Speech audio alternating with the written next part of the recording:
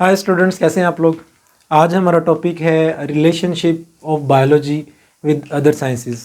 Class 9th है, chapter पढ़ रहे हैं हम लोग इंट्रोडक्शन टू बायोलॉजी, चैप्टर 1 है।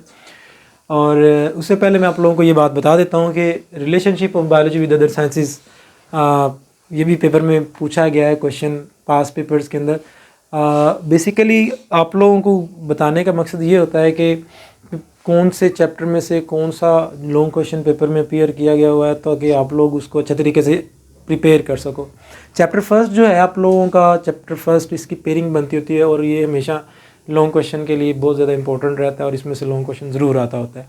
तो ये भी क्वेश्चन आप लोगों का पेपर में पूछा गया है, तो आज हम लोग इसके बारे में डिस्कस करेंगे। तो हमने क्या करना है, बायोलॉजी को साइंस की जो दूसरी ब्रांचेस हैं, चाहे उसमें मैथमेटिक्स है, फिज़िक्स है, केमिस्ट्री है, इन सभी के साथ हम लोगों ने क्या करना है, इसको रिलेट करना है, इन दोनों का ताल्लुक़ आपस में क्या करना है, बनाना है। ठीक है, तो सबसे पहले हमारे पास आ जाती है बायो फिज़िक्स आ जाती है।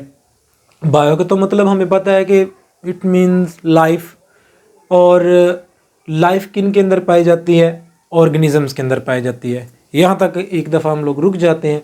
फिज़िक्स जो वर्ड है ना, वो लिया गया है फ्यूसिस से, जिसका मतलब होता है नेचुरल थिंग्स।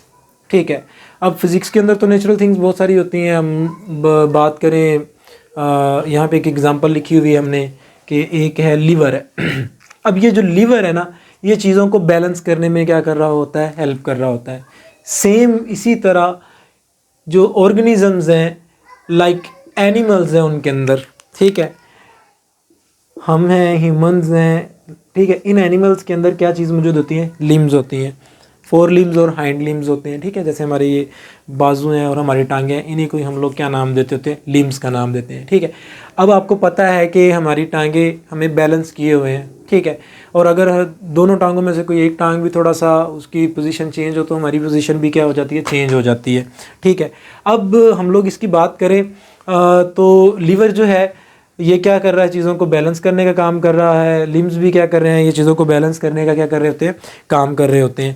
अब यहाँ पे दोनों का काम क्या है, सेम है, तो दोनों को मिला के हम लोग क्या बात कर रहे होते हैं, बायो फिजिक्स इसको कह रहे होते हैं। ठीक है, अब सेकेंड वन पे हमारे पास आ जाता होता है biochemistry, one of my favourite subject. लेकिन इसको समझाते हुए बहुत आप कह लें कि इंजॉय करता हूँ मैं इस चैप्टर को, क्योंकि ये आप कह लें कि मेरे ड्यूरिंग डिग्री मेरे लिए बहुत ज़्यादा हेल्पफुल रहा है। अब बायो का मतलब फिर से वही लाइफ किन में है, ऑर्गेनिजम्स में है। ऑर्गेनिजम्स 2 तरह के होते हैं, प्लांट्स हैं और एनिमल्स हैं।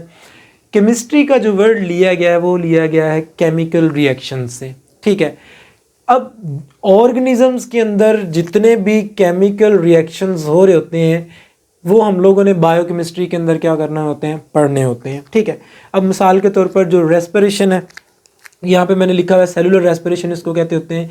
ये प्लांट्स में भी होती है।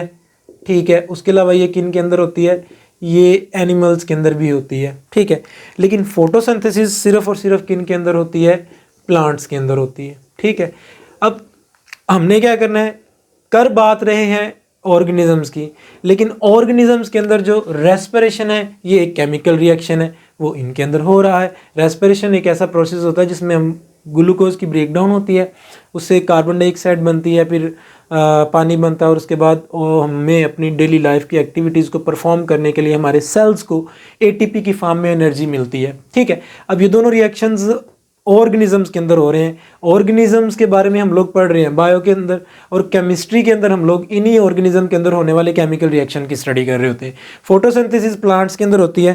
प्लांट्स क्या करते हैं, कार्बन डाइऑक्साइड लेते हैं इन्वायरमेंट से, उसके अलावा पानी लेते हैं सॉइल से, और यहाँ पे लिख देता हूँ सनलाइट इनको चाहिए होती है। ठीक है, उसके साथ इनको क्लोरोफिल की ज़रूरत होती है। ग्रीन कलर का पिगमेंट होता है जो क्या करता है, लाइट को एब्जॉर्ब करता है और फोटोसिंथेसिस को रन करने में क्या कर रहा होता है, मदद देता है। ठीक है, जैसे ही ये दोनों आपस में मिलते हैं तो हमारे पास क्या बन जाता है, ग्लूकोज बन जाता है। ठीक है, और यही ग्लूकोज के साथ oxygen as a by product के तौर पर बनती है, जिसको फिर हम लोग ऑर्गेनिजम्स क्या करते हैं, यूज़ कर रहे होते हैं अपनी लाइफ को रन करने के लिए। नेक्स्ट वन हमारे पास आ जाती है बायोमैथमेटिक्स है। ठीक है, अब बायोलॉजी के अंदर बहुत सारे बायोलॉजिस्ट मौजूद होते हैं जो कि बायोलॉजी को क्या कर रहे होते हैं, स्टडी कर रहे होते हैं, ठीक है। लेकिन साथ ही हम लोग मैथमेटिक्स की बात कर रहे हैं, लेकिन इसके अंदर हम लोगों ने कुछ टूल्स का यूज़ करना होता है। बायोलॉजी के अंदर मैथ्स के टूल्स को या कुछ टेक्निक्स को हम लोगों ने यूज़ करना होता है। एज अ बायोलॉजिस्ट हम लोगों ने इसको यूज़ करना होता है, ठीक है। मिसाल के तौर पर एक बायोलॉजिस्ट है, आप ये बायोलॉजिस्ट, तो आप लोग क्या करते हो, एक एक्सपेरिमेंट परफॉर्म करते हो। उस एक्सपेरिमेंट के बदले आपको क्या मिलते हैं, रिजल्ट्स मिलते हैं। रिजल्ट्स इतने ज़्यादा हैं, आप लोगों ने लोगों को कैसे दिखाना है कि भाई इतने सारे रिजल्ट मैंने निकाले हैं। तो हर रिजल्ट को तो कोई बंदा नहीं इतनी प्रेफरेंस देता। तो लेट सपोज हम लोग फ़र्ज़ कर लेते हैं, फिर हम लोग मैथ्स को यूज़ करते हैं। मिसाल के तौर पर मैंने एक रिज़ल्ट निकाला, ठीक है। तो उस रिज़ल्ट में मैं चले यहाँ पे एक रिज़ल्ट नहीं, मैं कोई 4 रिज़ल्ट बनाता हूँ, ठीक है। उन 4 रिज़ल्ट्स के अंदर हम लोगों ने क्या करना है, अपने ये रिज़ल्ट आ गए मुझे एक रिज़ल्ट आया 15, ठीक है। मैंने क्या किया, एक्सपेरिमेंट किया, मलेरिया के पेशेंट्स को मैंने आइडेंटिफाई करना था। एक एक्सपेरिमेंट के अंदर मुझे 15 मलेरियल पेशेंट्स मिले, ठीक है। उसके बाद एक में मुझे मिल गए, फिर से 15 मिल गए, फिर से मुझे 15 मिले, और एक में मुझे क्या मिल गए, 16 मिल गए, ठीक है। अब यहाँ पे मैं मैथमेटिक्स का कौन सा रूल यूज़ करूँगा, वो जो रूल होगा उसको हम लोग एक यहाँ पे यूज़ अक्सर किया जाता है, एवरेज का हम लोग क्या करते हैं, यूज़ करते हैं। एवरेज में हम लोगों ने क्या करना है, इन सभी को प्लस कर देना है, ठीक है। और इनकी टोटल स्ट्रेंथ पे हम लोगों ने इसको क्या कर देना है, डिवाइड कर देना है, ठीक है।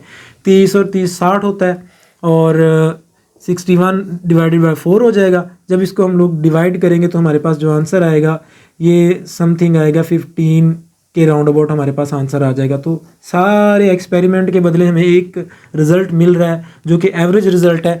तो यही फिर एप्लीकेबल होता है, और मैक्सिमम साइंटिस्ट या बायोलॉजिस्ट एवरेज रूल को क्या करते हैं, यूज़ करते होते हैं। ये बेसिकली स्टैटिस्टिकल एनालिसिस के तौर पर भी इसको यूज़ किया जाता होता है।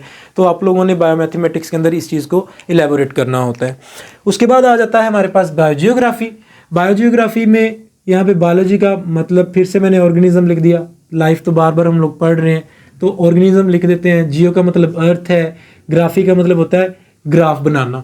तो जितने भी ऑर्गेनिज्म इस अर्थ में पाए जा रहे हैं, उन अर्थ में पाए जाने वाले ऑर्गेनिज्म है ना, उनकी हम लोगों ने क्या करनी है, ग्राफिकली रिप्रेजेंटेशन करनी होती है, कि ग्राफ बनाने होते हैं कि ज़मीन के कौन से हिस्से पे ऑर्गेनिजम्स की कितनी स्पीशीज़ पाई जा रही हैं और कौन से हिस्से में कितनी या कम या ज़्यादा पाई जा रही। तो ये हम लोगों ने इसमें रिलेट करना था। और हम लोग इसमें ये भी चीज़ को एक्सप्लेन करते हैं कि कौन सी जगह पे अगर कोई स्पीशीज़ पाई जा रही है तो वहाँ पे उस स्पीशीज़ के अंदर क्या कैरेक्टरिस्टिक होगी, वो हम लोगों ने बायोजियोग्राफी के अंदर क्या करना होगा, पढ़ना होता है। उसके बाद लास्ट पे हमारे पास आ जाती है बायो इकोनॉमिक्स। तो फिर से बायो का मतलब लाइफ है, फिर लाइफ ऑर्गेनिजम्स में होती है। ऑर्गेनिज्म 2 तरह के होते हैं, प्लांट्स हैं, एनिमल्स हैं, ठीक है। इकोनॉमिक्स का बेसिकली ये हमारे पास जो हम कह सकते हैं कि इसका जो बेसिकली फंक्शन होता है वो होता है प्रॉफिट और लॉस से, ठीक है। मिसाल के तौर पर हम लोग क्या करते हैं, एनिमल्स और प्लांट्स को की प्रोडक्शन करते हैं, ठीक है। मिसाल के तौर पर हम लोगों ने लिखा हुआ है वीट प्रोडक्शन है, गंदम की फसल हम लोग बोते हैं। उसके साथ हम लोग एक डेयरी फार्म बनाया हुआ, उसमें एनिमल की प्रोडक्शन आ जाएगा, ठीक है। अब क्या करते हैं कि पहले साल हम लोगों ने क्या किया, गंदम लगाई, कोई 1 एकड़ गंदम हम लोगों ने लगाई। उसके ऊपर हमारा टोटल जो सरमाया था ना वो आ गया, कोई आप कह लें 1 लाख रुपए आप लोगों ने इन्वेस्टमेंट की 1 एकड़ गंदम काश्त करने पे। अब 6 माह बाद जब आप उसी गंदम को क्या करते हो, काश्त करते हो, हार्वेस्टिंग करते हो उसकी, तो क्या होता है कि आपके पास आ जाती है टोटल जो इनकम आती है वो आप लोगों के पास आती है 150 लाख, 1,50,000 आप लोगों के पास आ जाती है। तो अब आप लोगों के पास एक सिंपल सा तरीका है कि आप लोगों ने क्या करना है, जो इन्वेस्टमेंट थी उसको टोटल इनकम के साथ माइनस प्लस कर दो। जब माइनस करेंगे तो हमारे पास 50,000 जो आएगा वो हमारा प्रॉफिट होगा, ठीक है। सेम एज इट इज़ हम लोग अगर लॉस निकालना चाहते हैं तो वो भी आप लोगों को इसका किस तरीके से लॉस निकालना होगा आप लोगों को पता चल जाएगा। तो ये चीज़ जो होती है वो हम लोग बायो इकोनॉमिक्स के अंदर पढ़ रहे होते हैं। तो आप लोगों का ये जो लेक्चर था ये इन साइंसेस के साथ था, जिसके साथ हम लोगों ने बायोलॉजी को रिलेट किया, ठीक है। और अगर किसी को कोई समझ ना आई हो, इसके रिलेटेड कोई क्वेश्चन पूछ रहा हो तो वो कमेंट सेक्शन में हमसे ये क्वेश्चन का आंसर पूछ सकते हैं। Thank you.